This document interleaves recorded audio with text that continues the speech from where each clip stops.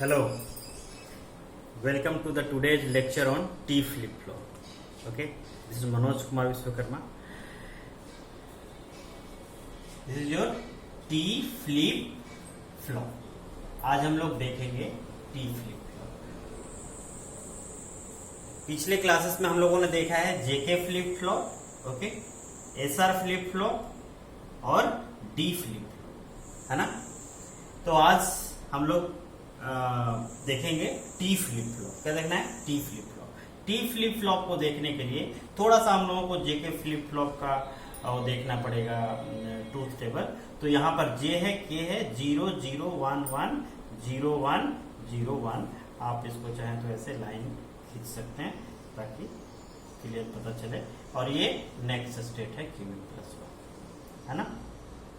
ये इसका truth table होता है। इसमें क्या होता है आपको कि अगर ये दोनों 0 0 है ना, ये 0 0 है तो आउटपुट चेंज नहीं होगा, प्रीवियस स्टेट पे रहेगा। जब 0 1 है तो क्या हो जाएगा? इसको आपने 0 दे दिया, इसको 1 दे दिया, इस केस में आउटपुट हो जाता है 0। इसको कहते हैं रीसेट का कंडीशन, है ना।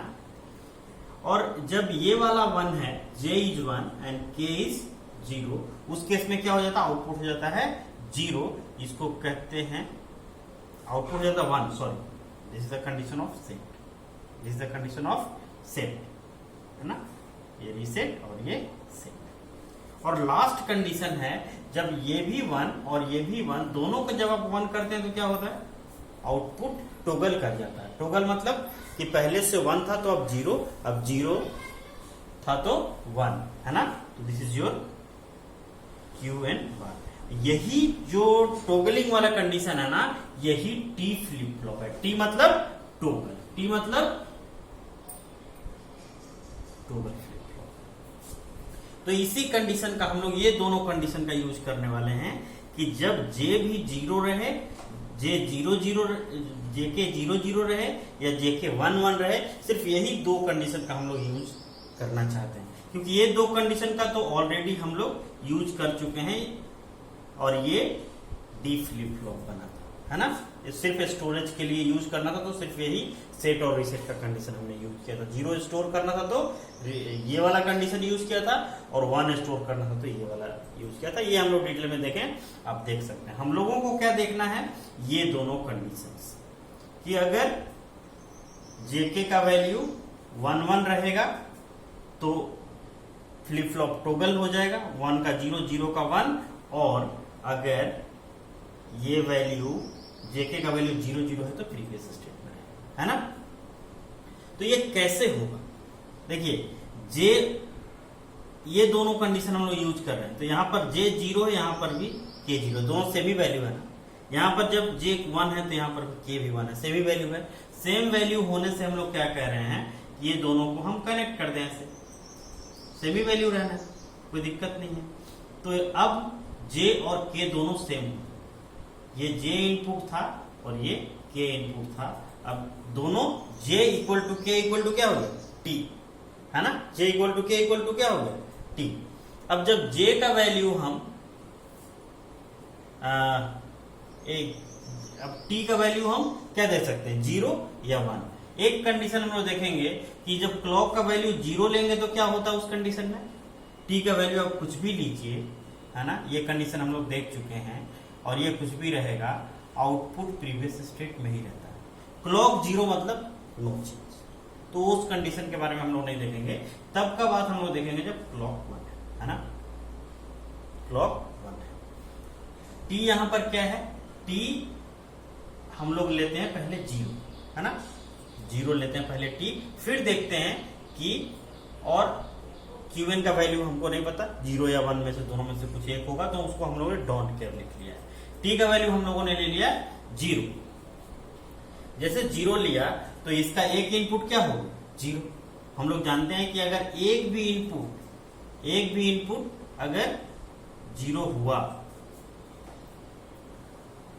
इसमें नैंड गेट में, तो उसका आउटपुट क्या होगा?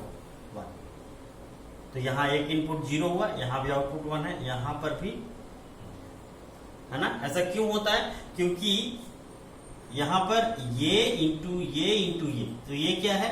Qn bar into 0 into clock. अब देखिए ये इसका बार, 0 मल्टीप्लाइड बाई एनीथिंग इज 0, 0 का बार मल्टीप्लाई। एक भी इनपुट अगर 0 हो गया नैंड गेट में तो उसका आउटपुट 1 हो जाता है। तो यहां पर भी ये भी 1 हो गया, ये भी 1 हो गया। That is very very simple.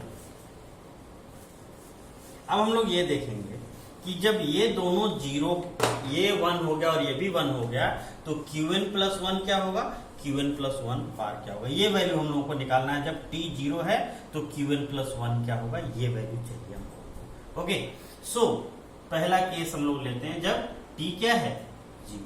जब t 0 है तो s डैश क्या हो गया 1, r डैश भी क्या हो गया 1। इस तब हम लोग निकालेंगे Qn प्लस 1, तब हम लोग निकालेंगे Qn प्लस 1। सो Qn प्लस 1 क्या है, Qn plus 1 it is the output of this NAND gate, and what are the inputs of this NAND gate, S dash and Qn bar, S dash into Qn bar का whole बार, है ना।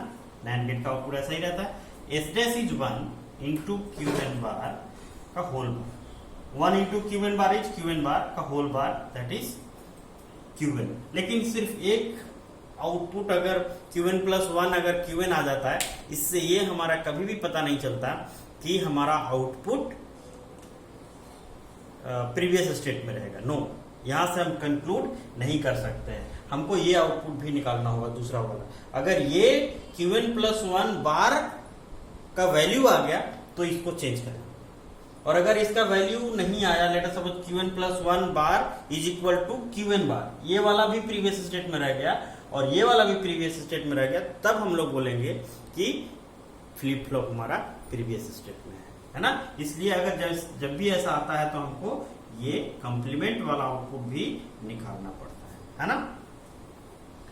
सो इसका input कौन कौन सा, ये भी NAND gate है, इसका एक इनपुट तो R डैश है ना, और ये दूसरा इनपुट यहां से कौन सा है Q है ना, और ये दोनों का बार। अब R डैश का वैल्यू हमको पता है 1 और ये है Qn, इसका बार 1 इंटू Qn इज Qn का बार, है ना। ये क्या हो गया, ये क्या पता चला, ये Qn plus 1 is Qn, this Qn plus 1 is this Qn and this Qn plus 1 bar is Qn, है ना।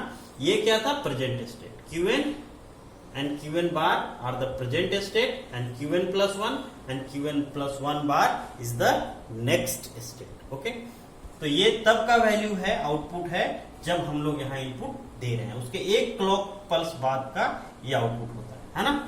ओके, सो इस केस में हम लोगों ने देख लिया कि ये Qn हो जाएगा, Qn प्लस 1 क्या हो जाएगा, दैट इज Qn, है ना। तो ये कहते हैं इसको कि ये प्रीवियस स्टेट में रहेगा, है ना। जब भी हमने t को 0 दिया तो फ्लिप फ्लॉप किस स्टेट में रहेगा, प्रीवियस स्टेट में, नो चेंज। ओके, अब हम लोग ये देखते हैं कि जब t को 1 देते हैं उस केस में क्या होगा, तो ये j भी 1 हो जाएगा, इस k भी 1 हो जाएगा, है ना। और यहां पर हम लोग दूसरा केस ले लेते हैं, that is t equal to 1 होगा तो क्या होगा, तो यहां पर हम लोग को s डैश का वैल्यू क्या होगा वो निकालना पड़ेगा। s dash is equal to यहां भी 1 यहां भी 1, है ना। सो 1 इंटू यहां से आउटपुट, एक इनपुट यहां से गया है, और ये कौन सा है, दिस इज Qn बार, है ना। प्रेजेंट स्टेट का बात करें, नेक्स्ट स्टेट में हमको ये निकालना होता है, और ये पहले वाला आउटपुट लेते हैं हम लोग। जब कुछ निकालते हैं आउटपुट तो पहले वाले आउटपुट का यूज करके निकालते हैं। तो 1 into Qn bar, that is Qn बार का होल बार क्या हो गया, ये दैट इज Qn, है ना। तो ये क्या हो गया आपका, S डैश क्या हो गया, that is Qn। R dash क्या हो गया, ये वाला, ये वैल्यू जो आपका आ गया वो आ गया इधर से 1, क्लॉक इज 1, यहां से t भी 1 है तो k भी 1 हो गया। सो 1 इंटू ये वैल्यू कौन सा है, Qn, यहां से आया ना। सो दिस इज का बार, 1 इंटू Qn इज Qn का होल बार मीन्स Qn बार। ओके, ये क्या बताता है कि यहां वैल्यू हो गया Qn और यहां हो गया Qn बार, है ना। लेकिन हमें क्या निकालना है, हमें निकालना है दिस Qn+1। क्या निकालना है, ये आउटपुट, है ना। अब ये आउटपुट निकालने के लिए हम लोग इन जनरल नहीं जा सकते, क्योंकि Qn बार ही है, तो हम लोग ये इसका कुछ वैल्यू ले लेते हैं, है ना। हम लोग यहां पर ले लिए कि Qn जब 0 होगा तो क्या होगा, और जब Qn 1 होगा तो क्या। यही दो पॉसिबिलिटी है ना। Qn चाहे तो 0 होगा और नहीं तो 1 होगा। प्रीवियस स्टेट वैल्यू है आउटपुट, चाहे तो 0 होगा नहीं तो 1 होगा, दो में से एक ही तो होगा। तो दोनों चेक करके देख लेते हैं क्या फर्क पड़ता है। तो Qn हमने ले लिया 0। जैसे Qn 0 लिया तो Qn बार क्या हो गया, 1। ओके, तो अब हम लोग यहां पर देख रहे हैं कि Qn bar is 0 and this Qn bar is 1। हम लोग पहले भी देख चुके हैं कि हम लोगों को आउटपुट, फटाफट आउटपुट किससे निकाल सकते हैं। एक भी इनपुट जिस नैंड गेट का 0 है उसका आउटपुट निकालना बहुत आसान है। क्यों, क्योंकि उसका आउटपुट तुरंत 1 हो जाता है ना। तो यहां पर इस समय कौन सा गेट का इनपुट 0 है, इसका गेट का एक, इस नैंड गेट का एक इनपुट 0 है, तो इसका आउटपुट हम लोग फटाफट निकाल सकते हैं। तो यहां पर Qn+1 क्या हो जाएगा, ये आउटपुट क्या हो जाएगा, दिस 0 इंटू दिस 1, है ना। Qn बार 1 हो गया, है ना। तो ये 1 इंटू दिस 0 इंटू 1, ये क्या हो गया, 0 का बार मतलब 1। तो ये आउटपुट क्या आ गया इस केस में, 1। सोचने वाली बात है, ये अभी हमने Qn क्या दिया था, 0, और Qn+1 क्या आ गया, 1। टोगल हुआ कि नहीं हुआ, हो गया, है ना। टोगल हो गया, मतलब अगर t का वैल्यू 1 है उस केस में टोगलिंग होगा। दैट इज, अगर हमारा प्रीवियस इनपुट Qn है तो आउटपुट क्या होगा, Qn बार। लेकिन अभी तक हमने सिर्फ Qn का वैल्यू 0 से वैलिडेट किया है इसको, है ना। अब हम लोग इसको 1 रख के वैलिडेट करेंगे, तब देखेंगे कि यहाँ 0 आता है या नहीं आता है। तो यहाँ Qn क्या हो गया, 1, है ना। और यहाँ पर Qn को हम लोग क्या ले रहे हैं, Qn बार क्या हो जाएगा, 0, क्योंकि Qn को जैसे ही हमने 1 लिया, है ना, तो Qn बार क्या हो गया, 0। ऑब्वियस सी बात है। तो यहाँ पर अब देखिए, इस गेट का आउटपुट निकालना आसान है या इस गेट का आउटपुट निकालना आसान है, इसका आउटपुट निकालना आसान है। क्यों, क्योंकि यहाँ एक गेट का इनपुट 0 है, साफ दिख रहा है ना। तो इसका हम लोग 0 ले रहे हैं, है ना। एक इनपुट 0 है, दे दिया हमने। Okay, so Qn bar is 0 now. So 0 into 1, इसका आउटपुट क्या होगा। तो हम लोग क्या करते हैं, Qn+1 बार ये ही निकाल लेते हैं और इसका कॉम्प्लीमेंट यहाँ आ जाएगा वैल्यू। तो Qn+1 बार क्या आ गया आउटपुट, आउटपुट क्या है, ये वैल्यू है यहां से 1 इंटू ये वैल्यू है यहां से 0, है ना। इसका bar that is equal to 1 into 0 is 0, 0 का बार इज 1। अगेन हम लोग क्या देख रहे हैं, Qn+1 बार क्या आ गया, 1, मतलब Qn+1 क्या होगा, 0, मतलब ये क्या आ गया, 0। देखिए, जब हमने Qn को 1 रखा तो Qn+1 क्या आ गया, 0। कब का बात है, जब t 1 है। फिर से टोगल हो गया कि नहीं, यहां भी वही केस है। जब हमने इसको 0 रखा था उस समय ये 1 आ गया था, सेम कंडीशन में जब t 1 था, मतलब टोगल हुआ था वैल्यू। तो इस साफ है कि अगर Qn का वैल्यू 0 है ना, और t हम लोग 1 दे देते हैं, तो नेक्स्ट स्टेट में हमको क्या आउटपुट मिलेगा, 1। और अगर Qn 0 है, ठीक है, और t का वैल्यू 1 है ना, तो उसका जो कॉम्प्लीमेंट है वो हमें आउटपुट में मिलेगा। तो यहां पर जब ये Qn 1 है तो Qn+1 0, और जब Qn ये 0 है तो ये 1। ये अगर t1 रखते हैं हम तो आउटपुट मिलेगा इस तरह से, है ना। That is very simple. अब देखते हैं कैरेक्टरिस्टिक्स टेबल। कैरेक्टरिस्टिक्स टेबल कुछ नहीं है, एक्चुअल में इसी का थोड़ा सा एक्सटेंडेड वर्जन है ना। एक्सटेंडेड ट्रूथ टेबल भी बोलते हैं इसको, कैरेक्टरिस्टिक्स टेबल को। एक्चुअल में हम लोग यहाँ पर सिर्फ इनपुट का यूज करके आउटपुट लिखते हैं, है ना। जबकि होता क्या है एक्चुअल में, क्या है पॉसिबिलिटी, एक्चुअल में ये होता है कि जो नेक्स्ट स्टेट है ये वाला Qn+1, वो प्रीवियस स्टेट में जो आउटपुट है उस पर भी डिपेंड करता है, और जो अभी प्रेजेंट स्टेट में इनपुट है उस पर भी डिपेंड करता है। इसका मतलब कि Qn+1 is the function of this Qn and the inputs, और यहां पर इनपुट क्या है t। So Qn+1 will depend upon the input t and the previous state output Qn। Okay, so यहां पर हम लोग 4 पॉसिबिलिटी है। t को पहले 0 रख लेते हैं, उस केस में हम लोग देखते हैं क्या पॉसिबिलिटी होता है। तो जब t 0 था तो आउटपुट क्या आता था, Qn, मतलब प्रीवियस स्टेट रहता था, है ना। तो प्रीवियस स्टेट में रह जाएगा, ये 0 रहेगा, प्रीवियस स्टेट मतलब Qn, तो ये प्रीवियस स्टेट का कंडीशन है। t 0 है मतलब प्रीवियस स्टेट मतलब 0। अगर Qn 1 है और t 0 है, t 0 मतलब प्रीवियस स्टेट में रहेगा, प्रीवियस स्टेट क्या है 1। और जब ये 1 है उस केस में क्या है, ये वाला कंडीशन है, टॉगलिंग वाला कंडीशन है ना। जब t का वैल्यू क्या होगा 1, उस केस में आउटपुट क्या करेगा, टॉगल करने लगेगा, है ना। 0 का 1 और 1 का 0। अब देखिए यहां पर टॉगलिंग कंडीशन आ गया ना, t क्या है 1, तो जैसे t का वैल्यू 1 है तो Qn कितना आ गया, Qn को आप कुछ भी ले सकते हैं, 0 ले सकते हैं, 1 ले सकते हैं। जैसे ही, और t का वैल्यू 1 मतलब टॉगलिंग आउटपुट क्या होता है टॉगलिंग के कंडीशन में, जब ये 1 है t, उस केस में आउटपुट क्या आता है Qn बार, और Qn क्या है यहाँ पर 0, तो यहाँ पर क्या आएगा 1। यहाँ पर भी t1 है मतलब टॉगलिंग का कंडीशन, उस केस में आउटपुट क्या आएगा Qn बार। यहाँ पर Qn क्या है 1, तो यहाँ पर क्या आएगा 0, है ना। तो इसका मतलब है कि अगर आपको ट्रूथ टेबल पता है तो उसके हेल्प से आप कैरेक्टरिस्टिक्स टेबल आराम से निकाल सकते हैं, है ना। जब कैरेक्टरिस्टिक्स टेबल आपको पता चल गया तो उसके हेल्प से आप कैरेक्टरिस्टिक्स इक्वेशन भी निकाल सकते हैं। इसको मैं थोड़ा सा हटा रहा हूं, है ना। क्या होगा, कैरेक्टरिस्टिक्स इक्वेशन कैसे निकलता है, कैरेक्टरिस्टिक्स इक्वेशन, है ना।